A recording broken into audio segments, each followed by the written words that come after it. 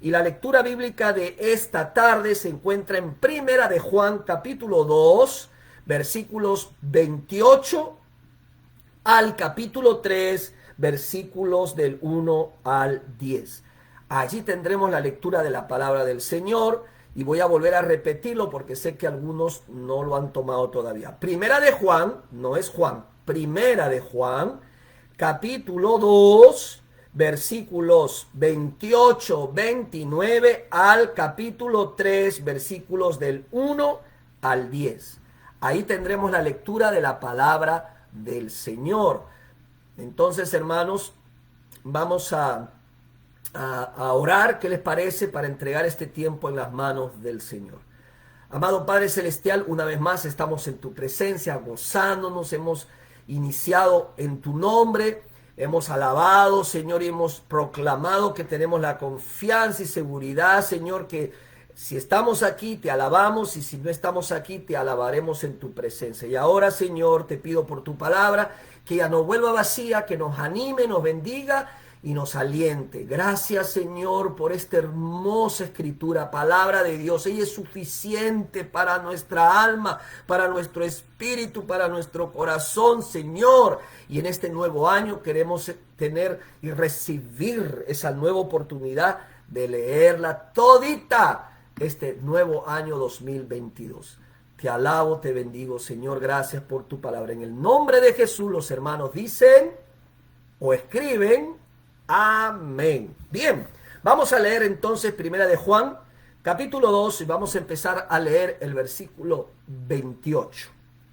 Primera de Juan, capítulo 2, versículo 28. Dice así: y ahora, hijitos, permaneced en él, para que cuando se manifieste tengamos confianza, para que en su venida no nos alejemos de él avergonzados. Si sabéis que él es justo, sabed también que todo el que hace justicia es nacido de él. Mirad cuál amor nos ha dado el Padre para que seamos llamados hijos de Dios. No por esto el mundo no nos conoce. Por esto el mundo no nos conoce, porque no le conoció a él. Verso 2. Amados, ahora somos hijos de Dios y aún no se ha manifestado lo que hemos de ser. Pero sabemos que cuando Él se manifieste, seremos semejantes a Él, porque le veremos tal como Él es. Y todo aquel que tiene esta esperanza en Él se purifica a sí mismo, así como Él es puro. Todo aquel que comete pecado infringe también la ley, pues el pecado es infracción de la ley. Y sabéis que Él apareció para quitar nuestros pecados y no hay pecado en Él. Todo aquel que permanece en Él no peca. Todo aquel que peca no le ha visto ni le ha conocido. Hijitos, nadie os engañe. El que hace justicia es justo como Él es justo. El que practica el pecado es del diablo, porque el diablo peca desde el principio. Para esto apareció el Hijo de Dios, para deshacer las obras del diablo. Verso 9.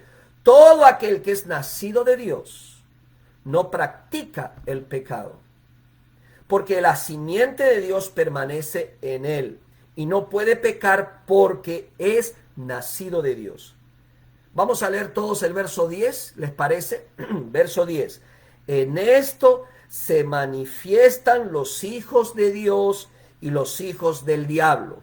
Todo aquel que no hace justicia y que no ama a su hermano no es de Dios. Que el Señor añada bendición a su palabra. Mire, si hay algo difícil para hacer con los hijos nuestros, especialmente cuando están pequeños, es el hacer un viaje largo.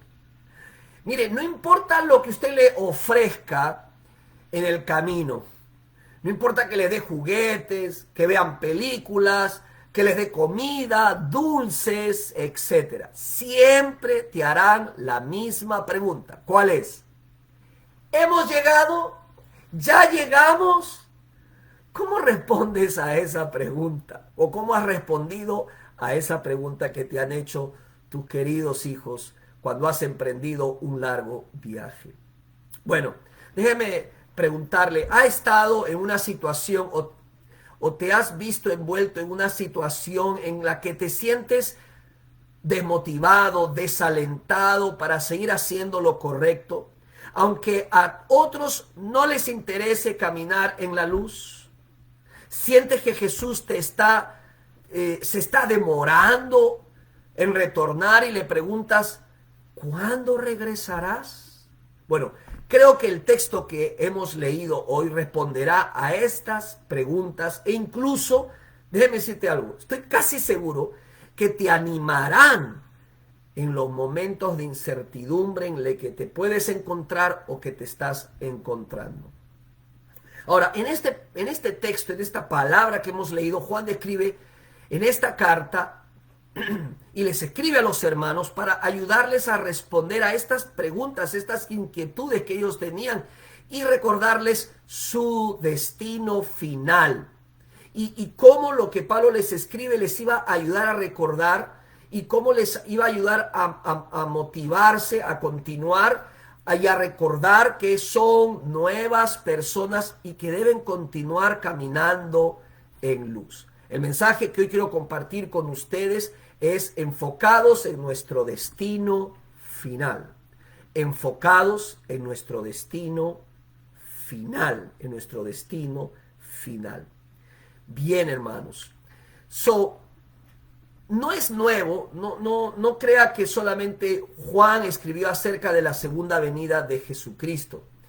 El retorno de Cristo, el regreso de Cristo y el establecimiento de su reino aquí en la tierra como Él lo ha prometido, ha sido un tema que muchos han debatido, incluso algunos se han arriesgado, han tomado ese riesgo de profetizar, diríamos, o vaticinar o especular acerca de cuándo se llevaría a cabo la segunda venida de Jesucristo.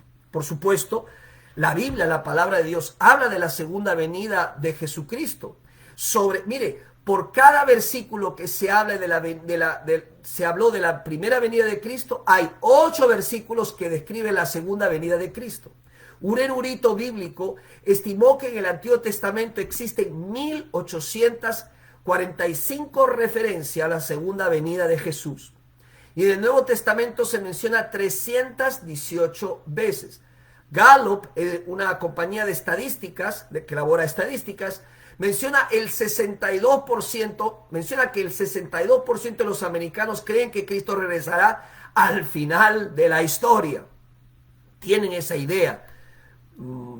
Para bien o para mal, pero tienen una idea de que Jesucristo regresará. Pues déjeme decirle que a través de la historia han habido especulaciones sobre el regreso de Cristo, para descubrir, ¿no? para lograr definir o enfatizar o resaltar tal o cual fecha en la que el Señor Jesucristo regresaría por segunda vez, porque sabemos que ya vino por primera vez, pero la Biblia dice que Él vendrá por segunda vez. Bueno, déjeme rápidamente mencionarte algunos de estos casos de personas que se animaron a especular acerca de la venida de Jesucristo. Ignacio, por ejemplo, quien vivió en el año 110 después de Cristo, justo 2 décadas después que Juan escribió Primera de Juan, dijo lo siguiente: los últimos días están a la puerta. Pesemos con cuidado los tiempos, busquémosle a Él, que está por encima de todos los tiempos, eterno e invisible. Martín, quien vivió en el 375 después de Cristo, dijo lo siguiente: no cabe duda que el anticristo ya ha nacido. Con poder se ha afirmado y cuando alcance madurez mostrará su máximo poder. Y lógicamente nunca pasó eso. Hipólitus, líder de la iglesia, en el año 236 después de Cristo, predijo que Jesús seguro regresaría en el año 500 después de Cristo. Y no regresó. Jesús no volvió en esa fecha. Bueno, los años 999 al 1030 después de Cristo fueron caracterizados por una excesiva especulación acerca de la segunda venida de Cristo entre los cristianos, los cuales pues tomaron medidas radicales porque pensaban que Cristo ya venía para esa fecha. Ellos, los creyentes, los cristianos, se unieron en oración muchos de ellos dirigidos por el Papa Silvestre II, incluso orando de rodillas. En Europa la gente vendía sus casas y daban todo su dinero a los pobres. Las personas se confesaban, iban a los templos, los agricultores abandonaron sus sembríos, incluso los edificios quedaron a medio hacer. ¿Por qué? Todos estaban esperando la venida de Jesucristo y Jesucristo no regresó en esa fecha. En 1500 el reformador protestante Martín Lutero dijo: hemos llegado a los tiempos del jinete blanco del Apocalipsis. Este mundo no llegará a otros 100 años. Y llegamos hasta la fecha, 2022, imagínate. Christopher Columbus estuvo seguro de que el mundo acabaría en el 1656 y en el año 1666 hubo una explosión de especulaciones sobre todo relacionado a los días finales. Tanto que un pastor escribió en su diario que las personas que venían a la iglesia, escucha, tenían la esperanza que en ese momento vendría la segunda venida de Jesucristo. O sea, imagínate los templos llenos esperando la venida de Jesucristo, y Jesucristo no llegó para esa fecha. En 1800, un cristiano llamado William Miller dijo: estoy firmemente convencido que en algún momento entre marzo del 21 del 1843 y marzo 21 del 1844, Cristo regresará. Pues hermanos, no regresó y muchos cristianos se apartaron de la fe porque esta profecía no se cumplió.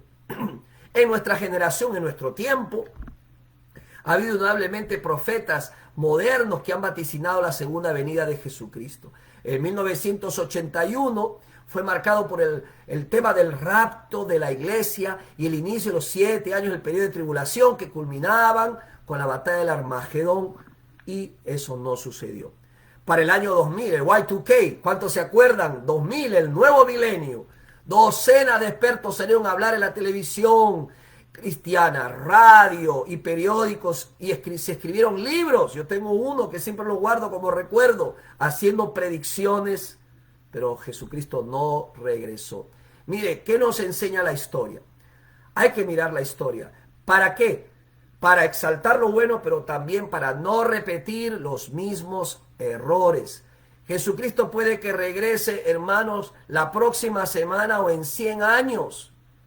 No hay una fecha determinada. Entonces, ¿cuál es el propósito del Señor, que ha puesto en su palabra el énfasis del retorno de Jesucristo?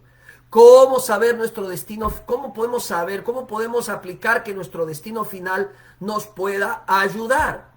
Bueno, Juan lo dice en primera de Juan capítulo 2, versículo 28. Hemos leído este versículo. Y ahora, hijitos, permaneced en él para que cuando, ¿qué dice? Para que cuando se manifieste tengamos confianza, para que en su venida no nos alejemos de él avergonzados. ¿Cuál es la idea de este mensaje? Muy simple. La idea central es la siguiente: nuestro destino final nos recuerda que somos nuevas criaturas, nuevas personas en Cristo Jesús. Manteniendo ese enfoque en esa reunión gloriosa con Cristo, nos recuerda quiénes somos en esta tierra y con qué contamos para poder superar todos los obstáculos. La pregunta entonces es: ¿cómo nuestro destino final nos ayuda a recordar que somos nuevas personas en Cristo? Bueno, nuestro destino final nos ayuda a recordar lo que somos de 4 maneras. Vamos a la primera. Por favor, apúntelo y seguramente mi esposa me va a poder ayudar a escribirlo también. Nuestro destino final nos recuerda nuestra nueva confianza. Otra vez, número 1, nuestro destino final nos recuerda nuestra nueva confianza. Tenemos nueva confianza. Ahora, lea conmigo con detenimiento los pasajes siguientes. Primera de Juan, capítulo 2, versículos 28 y 29. Dice así: y ahora, hijitos, permaneced en él. Dice, permanezcan en él, para que cuando se manifieste tengamos confianza, para que en su venida no nos alejemos de él avergonzados. Si sabéis que él es justo, sabed también que todo el que hace justicia es nacido de él.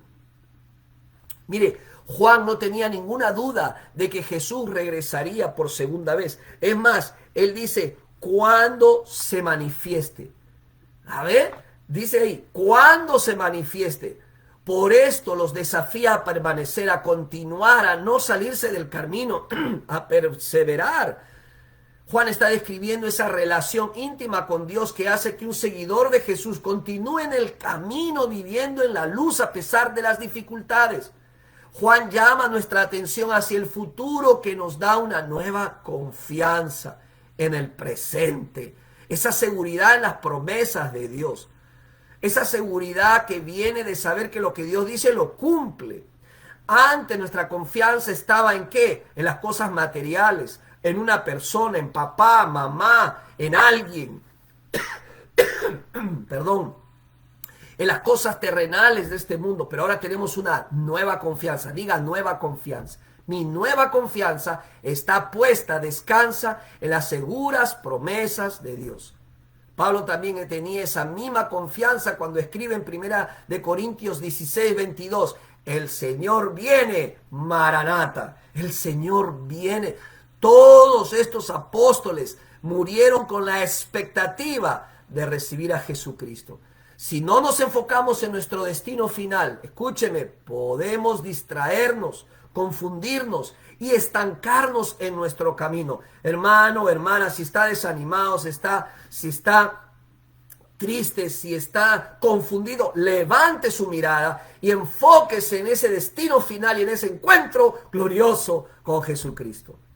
Cuando éramos niños, el que habla y su hermanita menor, Sorayita, mi hermana menor, nos tocaba siempre, yo lo recuerdo, quedarnos solitos en casa porque papá y mamá salían a dar la vuelta, como decimos nosotros, a la vuelta a la manzana. Ya era como una costumbre, una tradición, pero claro, al ellos salir, nosotros nos quedábamos solos. Pero teníamos, a pesar del miedo, a pesar de esa sensación de quedarnos sin nuestros papás por algún tiempito, teníamos la confianza que ellos regresarían. Pero ¿qué es lo que hacíamos? Salíamos a la puerta y nos sentábamos los dos agarraditos de la mano, esperando que ellos volvieran. Claro, no le decíamos eso a papá y mamá, que íbamos a estar a la puerta esperándolos. ¿Por qué? Porque teníamos esas ansias y esa confianza que los volveríamos a ver. Satanás quiere que pensemos que Jesús nos ha abandonado. Satanás quiere que pensemos que todo está perdido, que la iglesia está abandonada por el Señor y nos ha dejado a nuestra suerte, a nuestro destino, enfrentándonos a un sinfín de problemas, pero la verdad es todo lo contrario, hermanos. Jesús sabía que no sería fácil vivir en este mundo y cumplir su misión, que es compartir el Evangelio. Pero nos aseguró algo, lo más importante, y nos dijo, no teman, yo estaré con ustedes todos los días hasta el fin del mundo. Mateo capítulo 28, versículo 20.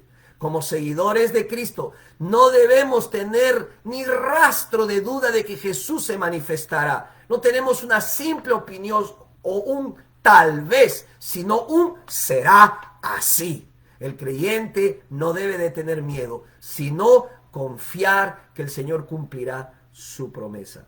Pero no solamente enfocarnos en nuestro destino final nos da esa nueva confianza, sino que también nuestro destino final nos recuerda nuestra nueva identidad. Número 2, nuestro destino final nos recuerda nuestra nueva identidad. Lea conmigo los versículos 1 y 2 de capítulo 3 de Primera de Juan. Primera de Juan, capítulo 3, versículos 1 y 2. Dice, mirad cuál amor nos ha dado el Padre para que seamos llamados hijos de Dios. Por esto el mundo no nos conoce porque no le conoció a Él. Amados, ahora somos hijos de Dios. ¿Qué somos? Va fuerte, hijos de Dios. Y aún no se ha manifestado lo que hemos de ser, pero sabemos que cuando Él se manifieste, seremos semejantes a Él porque le veremos tal como Él es. Juan les dice que se detengan y miren, piensen, reflexionen, no corran, deténganse a pensar en el amor de Dios. Cuán grande es el amor de Dios. No solo hablamos de la cantidad, sino de la calidad de su amor. La Biblia dice, con amor eterno nos ha amado. Ese increíble amor de Dios en el que nuestra identidad descansa. Somos hijos de Dios.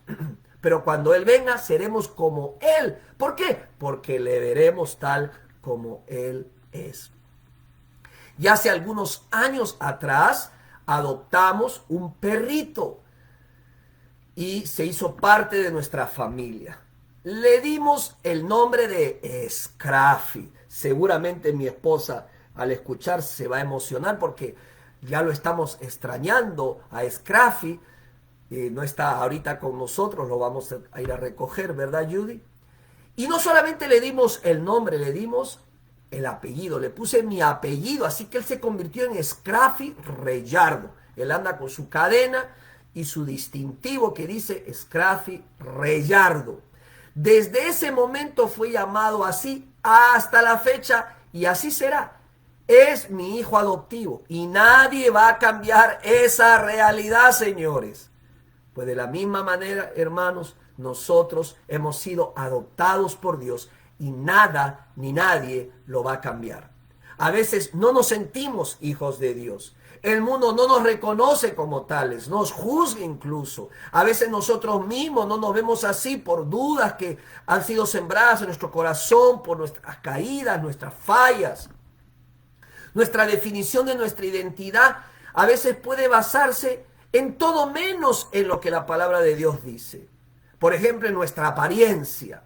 Nuestra identidad puede basarse en nuestra apariencia. Por eso tratamos, ¿verdad?, de lucir lo mejor posible.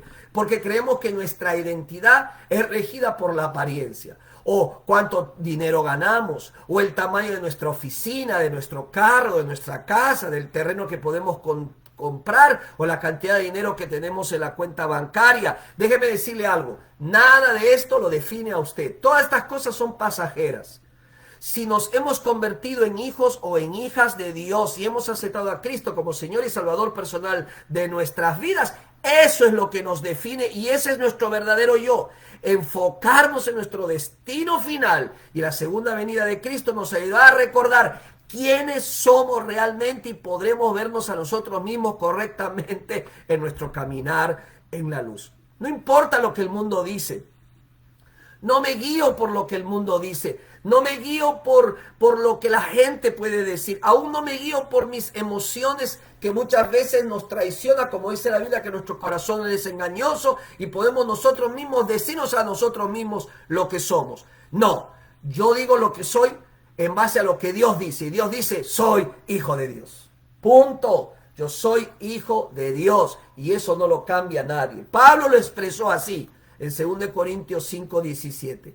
De modo que si alguno está en Cristo, nueva criatura es. Las cosas viejas pasaron, y aquí todas son hechas nuevas. Escúcheme, hermano, hermana, como hijos de Dios que somos, debemos enfocarnos siempre en nuestro destino final para que no permitamos que lo que hacemos o decimos nos definan. Ni siquiera lo que obtenemos o lo que acumulemos, ni siquiera nuestros triunfos o nuestros fracasos nos definen. La palabra de Dios es clara, somos hijos de Dios. Pero hay una tercera manera que nos ayuda a enfocarnos en nuestro destino final. Nuestro destino final nos recuerda que tenemos nueva motivación. Número 3, nuestro destino final nos recuerda que tenemos nueva motivación. La nueva motivación que viene de ese enfoque que nosotros tenemos. Acompáñame a leer ahora el versículo 3 en adelante. Dice, y todo aquel que tiene esta esperanza en él se purifica a sí mismo, así como él es puro. Todo aquel que comete pecado infringe también la ley, pues el pecado es infracción de la ley. Verso 5. Y sabéis que él apareció para quitar nuestros pecados y no hay pecado en él. Verso 6. Todo aquel que permanece en él no peca, todo aquel que peca no le ha visto ni le ha conocido. Saber que llegará el día en que nos encontremos con Cristo como nuestro destino final nos da una nueva motivación. ¿Para qué? Para vivir en pureza y en justicia con Dios y con los demás. ¿Me explico? O sea, déjame ilustrártelo con este ejemplo. Yo recuerdo mis citas que tuve con mi esposa Judy antes de casarnos, y éramos enamorados, y yo anhelaba volverla a ver. Y por supuesto yo no me podía permitir ir a ese encuentro, a esa cita, descuidado, sucio. No, tenía que estar limpio, muy bien arreglado para esa reunión amorosa. Hermanos, en la cultura judía, el noviazgo y la preparación y la pureza no tenía nombre. Era importantísimo. Por eso es que cuando una pareja de judíos, hombre, mujer, se hacían novios, prácticamente estaban casados. Ya esa pareja sabía que no podía tener relación con ningún muchacho ni ninguna muchacha. Ellos tenían que cuidarse y mantenerse puros y virgen hasta el momento de la consagración de ese matrimonio.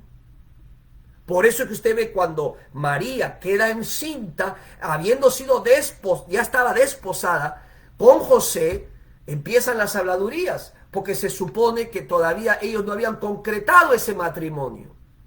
Claro, hoy en día el noviazgo se ve como un simple formalismo, y si no resultan las cosas, las parejas se separan.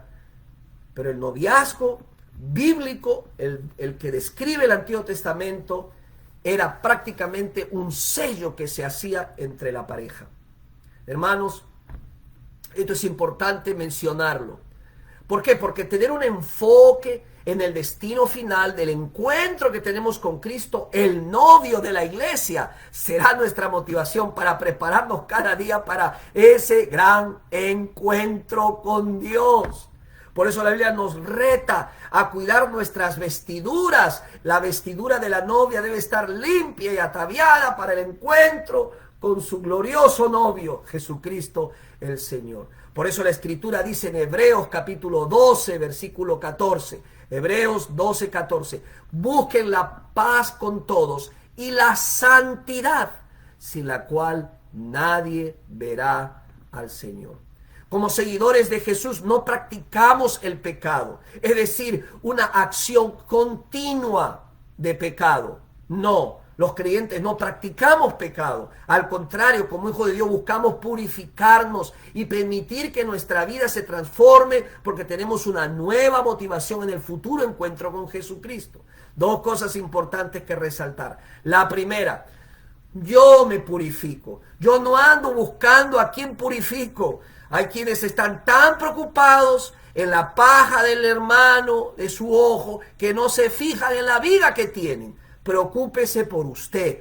Purifíquese usted. Eso es lo que dice la Biblia. Me purifico a sí mismo. Dice, se purifica a sí mismo, así como Él es puro.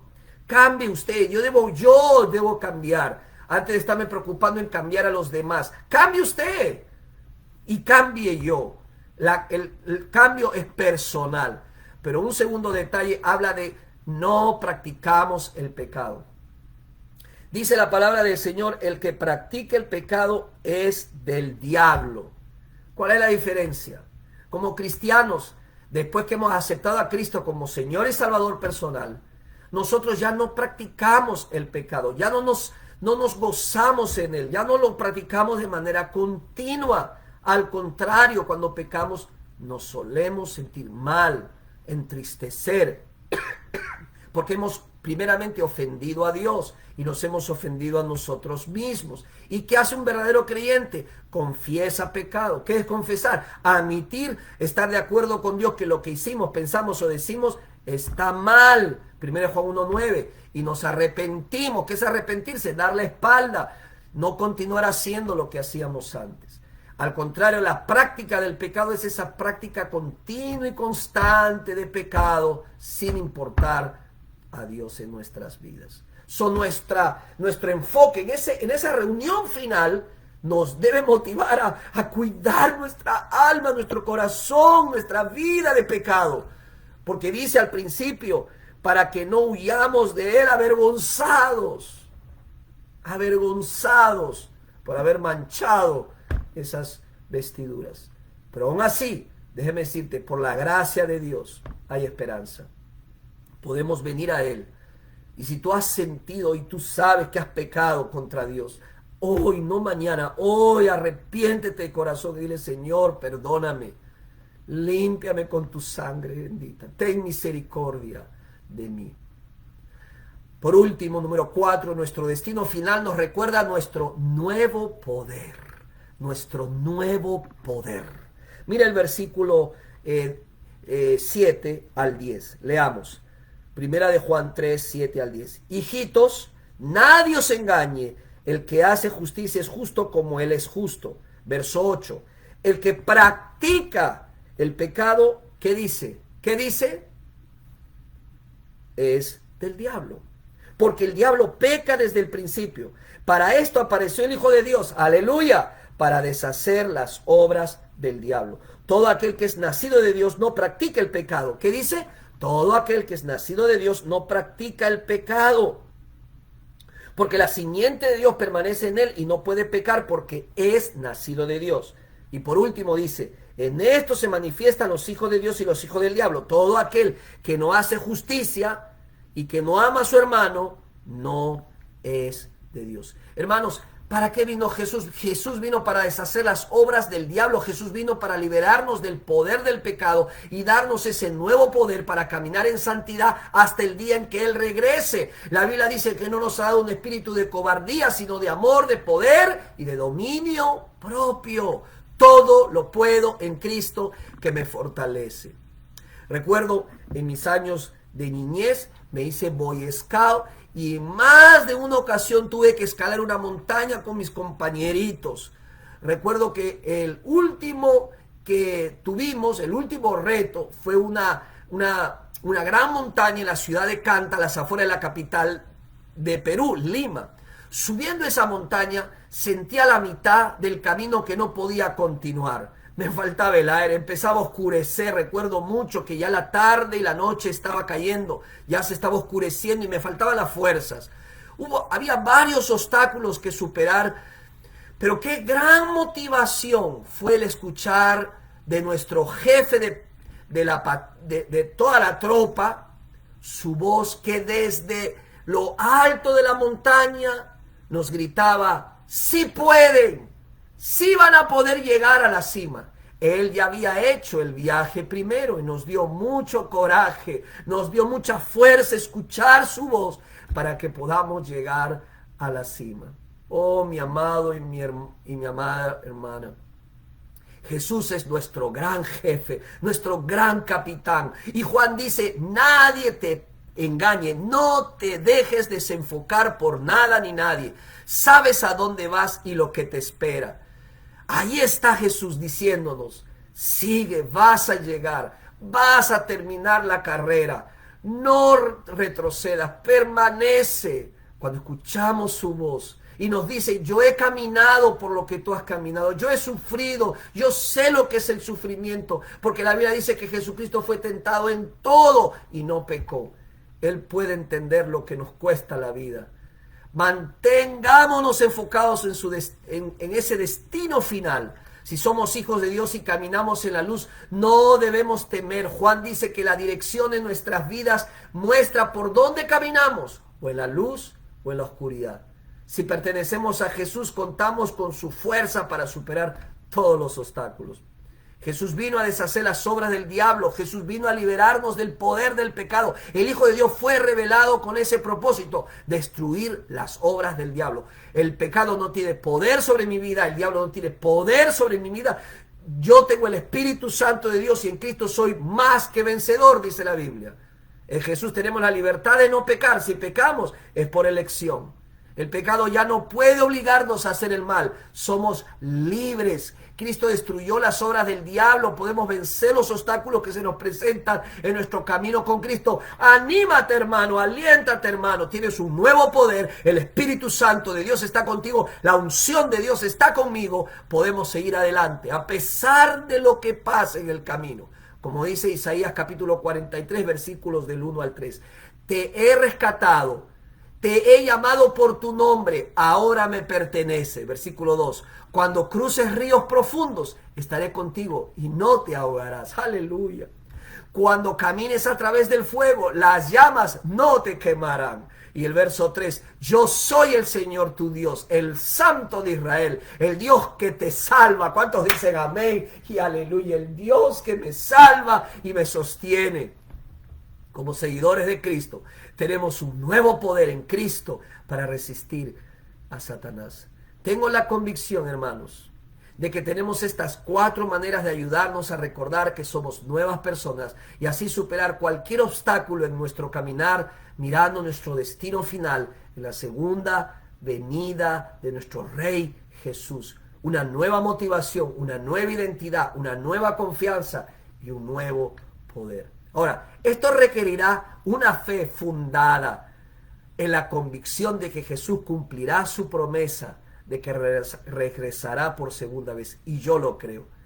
Y yo lo creo. Y yo sé que tú lo crees. Y que ningún obstáculo puede sacarnos del camino. Ya sea que venga la semana que viene Jesucristo o en 100 años. Siempre y cuando sigamos poniendo nuestra mirada en ese último día, podemos preguntar a nuestro Padre Celestial con confianza. Ya llegamos. Y Él no se enojará. No nos reprochará por haberle hecho esta pregunta. Nos recordará nuevamente que tenemos un destino final seguro y que estamos un día más cerca que antes de ese encuentro final con Jesucristo. Él nos llenará de valor para seguir superando todos los obstáculos. Nos decepcionamos en el camino con muchas especulaciones, tratando de hacer cálculos sobre cuál será el día que Cristo venga y rapte a su iglesia. Hay tantas predicciones del mundo, enfocados en nuestro destino final, porque Cristo vendrá y se reunirá con nosotros. Porque lo prometió, así será. Y así será. Amén y amén. Amigo, amiga, no sé cómo está tu vida y en dónde has puesto tu confianza. No sé qué fracasos has experimentado, pero algo sí te digo. Esta nueva motivación, esta nueva identidad, esta nueva confianza y este nuevo poder puede ser tuyo también, tan solo si te rindes a Jesús y le dices: Señor, perdóname por todos mis pecados, me arrepiento de corazón y hoy creo en ti y te recibo como Señor y Salvador personal de mi vida. Cristo Jesús, salva mi alma. Yo quiero tener esa nueva motivación de vida. Yo quiero tener esa nueva identidad. Quiero ser hijo de Dios. Quiero tener esa nueva confianza en ti y ese nuevo poder que solamente viene de ti. Si esa es tu decisión, aceptando a Jesucristo como Señor y Salvador personal de tu vida, recibirás la salvación de tu alma y juntamente con ella estas 4 maneras de seguir hacia adelante. ¿Quieres aceptar a Jesucristo? Ahí donde estás, repite esta oración: Jesús, perdóname por todos mis pecados. Me arrepiento de corazón y creo en ti y pongo mi fe y mi confianza en ti porque tú moriste en la cruz por mi vida y te recibo como mi Señor y Salvador personal. Hago esta oración en el nombre de Jesús. Amén y amén.